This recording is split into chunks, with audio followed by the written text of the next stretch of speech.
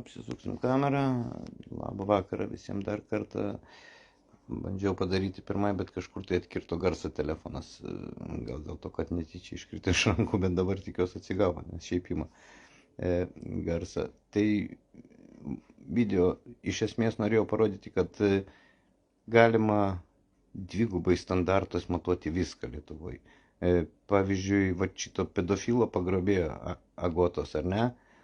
Nuotrauka teismo salėje ežiukas rūke. Užtamsinta, užbliurinta, nematyti nei kas, nei dėl ko. Vilčinskųgi irgi sakė, kad pagrobėjai. Nors Vilčinskai pasiėmė savo vaikus. Jos pasakė, kad jie yra pagrobėjai. Bet jų nuotraukas viešino be problemų tiek vaikų, tiek pačių Vilčinskų. Nu, nes jie ne pedofilai. O štai kur va šito Agotos pagrobėjo nuotrauka užbliurinta, saugom. Pedofilai saugomi Lietuvoje. Nes, nu, kaip čia taip dabar yra? Tai čia tos lygios teisės, kur ta Armonautė, kur tas Raskevičius, kur tie visi LGBT-šnikai, kurie reikėtų už lygias teisės. Čia akivaizdi diskriminacija. Ne pedofilų atžvilgių. Tai kaip čia taip gaunasi? Tai ar aš čia nematau tų lygių teisių, ar čia jų nėra jau, ar čia lygios teisės tik pedofilams dabar jau Lietuvoje. Tai pirmin, papasakokit, jeigu jūs galvojat, kad jūs teisingai darot ir čia viskas ok, ir čia jokių susimovimų iš jūsų pusės nėra, tai kodėl Vilčinskų vaikų nuotraukos buvo viešinamos ir iki šiandien yra internete visiems prieinamos, o jau Agotos nuotraukas Vaikų teisų tarnybos sako, kad reikia išimti. Tai kaip čia dabar taip gaunasi Vaikų teisų tarnybos, kas čia, nematėt kažko, ar nepastebėt, ar tyčia prasileidot, ar netyčia čia taip gavos? Atsakymas būtų gerai, bent kažkoks, žinot. Lygiai tas pats ir su Vilčinskai buvo viešinami viešai ir jų nuotraukos rodomos ir tapatybės atskleistos. Aš šito pedofilo kaip čia dabar? Nu, bet kažkaip taip gaunasi, aš nežinau, ar čia aš tik vienas tai matau, ar čia jau mato ir daugiau žmonių tokias nesąmonės, nes, nu realiai, nu, ta prasme, tai jeigu negalima visiems visų rodyti, tai negalima visų rodyti. Bet ne, pasirodo, jeigu tai yra pedofilas, tai jo rodyti negalima, jį reikia saugoti. Yra netgi pedofilų apsaugos visokios įstatymai berods, ar ne, negalima jų duomenų viešinti, nors mes visi žinom, kad jie taikosi į mūsų vaikus. Tai lygiai tas pats. Bet nu, jeigu tu ne pedofilas, tai tave galima dergti, tave galima viešinti, galima grasinti tau, galima baudą išrašyti, bet nedaug dievė pedofilas. Moteris sirgo, ar ne, psichinė liga, atvažiavo policininkai, nu, aš suprasčiau, ten vienu šūviu nušovė, sužeidė, ar ne, 5 šūviais. Tai čia sušaudimas buvo, čia ne savigynai ir nesutramdymas, čia sušaudimas buvo. Taigi Hitleris, kai vedė į pečių žydus, taigi neaiškino, kad jis jas veda užmigdyti. Nu, kažkaip taip, ne? Tai čia tas pats atvažiavo 5 šūviais į žmogų. Iš pradžių dar tazerių, dujom, ne, ir dar paskiau koviniam kulkom. Sušaudė. Šitą mokėjo padaryti. Reikia vaiką surasti pagrobtą. Nesigauna. Policija kažkaip tai darom, bet nepadarom. Tai kaip čia taip dabar yra? Mokam, bet nemokam. Ir lygiai tas pats su tais standartais visur, kaip ir sakau, nu, tai jeigu jau visiems vienodi, tai visiems vienodi. Ne, vienus galima rodyti ir jų vaikų nuotraukas galima pleškinti visur internete, kitų ne. Ir dar Vaikų teisės tokių nurodymų duoda. Nu, tai čia kaip jums čia gaunasi tokie nurodymai, aš nežinau.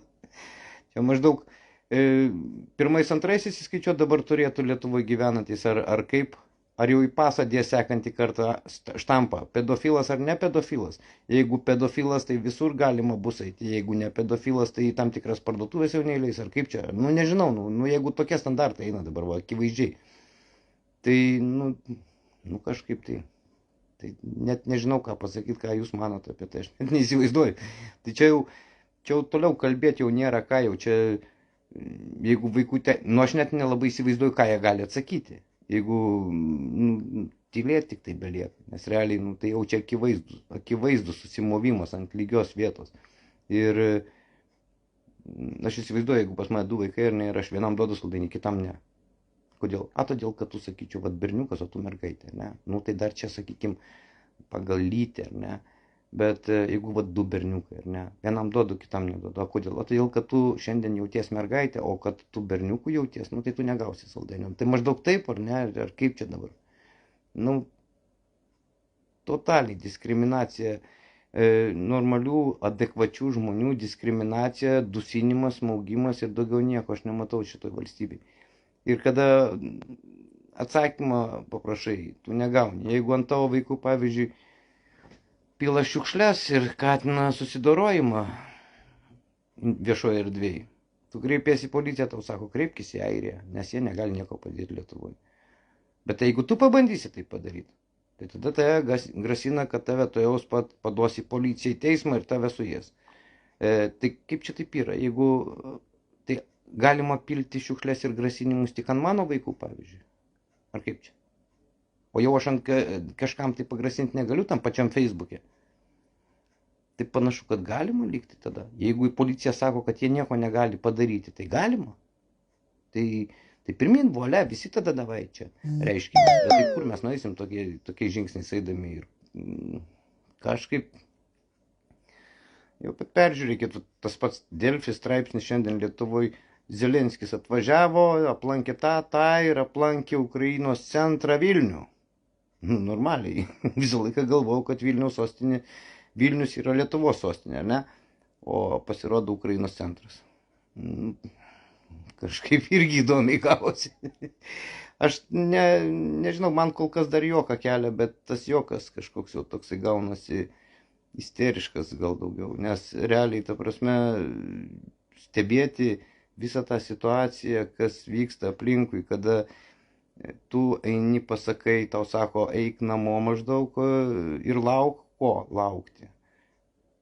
Tai policijai skambini pranešti apie pažeidimą, jinai sako, rašykit policiją. Tai aš kai norėsiu parašyti policiją, kai aš ten toks pažeidimas bus, kurį aš galėsiu parašyti, dabar mane ką, jeigu užpuolė gatvę, aš ką turiu daryti, rašyti policiją? Maždaug tipo sakysiu, tu dabar biškai palauk manęs nemušk, ar ne, nes aš parašysiu policiją, o tada jau gali mane mušti, ar taip čia maždaug reiktų. Arba kai dabar matai nusikaltimą, tu negali padėti, tu turi kviesti policiją, kad policija sustabdytų nusikaltimą, ne? Tai, o gal pasakysit tada man, nafik mes iš viso mašinose tas vaistinėlės vežiojamės ir jeigu jos nėra, kodėl baudą įmu už tai policininkai tada? Todėl, kad jeigu matai avariją ant kelio, važiuodamas, sustojai, ką tu gali. Tu įsėjami vaistinėlį ir jeigu tu gali padėti kažkuom, tai matai, kad pajėgus suprasti, ką daryti ir turi dar vaistinėlę, kurią galėtum padėti, tu ją padedi ir kvieti medikus. Ar tu turėdamas vaistinėlę, kvieti medikus, nenaudoji tos vaistinėlės? Nu kam čia? Nu atvažiuosgi medikai, palauksit, spės, nu tai išgelbės, nespės, nu gerai, užsilenk žmogus, vienu mažiau. Nėra žmogaus, nėra problemos, ar ne? Tai lygiai tas pats dabar su policija. Žmonės padeda, bet policija sako, ne, jūs to nedarykit.